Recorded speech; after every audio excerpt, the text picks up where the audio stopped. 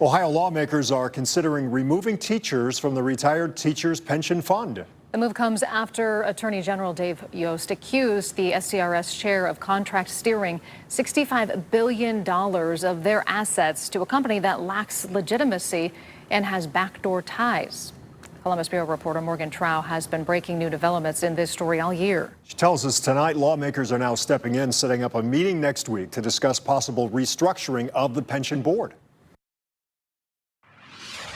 Ohio's retired teachers are getting a cost of living increase they've been asking for years. But they may no longer have a say in their retirement savings. It's not a radical idea to think about how other teacher retirement boards are comprised. Ohio Retirement Study Council Chair Adam Byrd is considering all options when it comes to changing the makeup of the state teachers retirement system board. But for him, the timing of the change isn't due to the recent $2 billion in spending for the cost of living increase. I'm concerned that the STRS current composition of 7 teachers and 4 appointed investment experts appears to be imbalanced, which can lead to a perception of lack of fiduciary responsibility. For the past year, we have dug into and exposed the controversy swirling inside STRS, including board and staff resignations and a court case to remove the chair for allegedly participating in a public corruption scheme. Byrd's move is the first step in changing state law, with other Republican leaders arguing that due to the scandal, the elected teachers on the board should be removed or they should be non-voting members. There's been an attempt to circumvent the long-standing evaluation process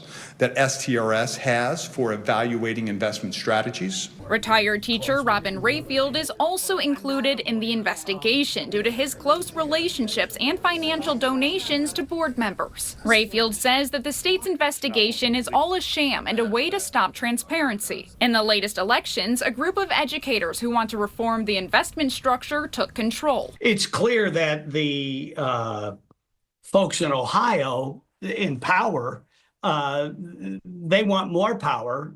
They don't want people having the opportunity to represent themselves. Retired educator Mary Vinegar, who doesn't trust the reform faction of the board, still says that removing the teachers' voices is a bad move. Whether we like the board members are there or not, we do have the opportunity to vote for them. I think it's important for educators to have that sense that there are other educators watching out for them. Ohio House Speaker Matt Huffman says he aims to pass some changes to the pension board by the end of June. At the Ohio State House, I'm Morgan Trow reporting.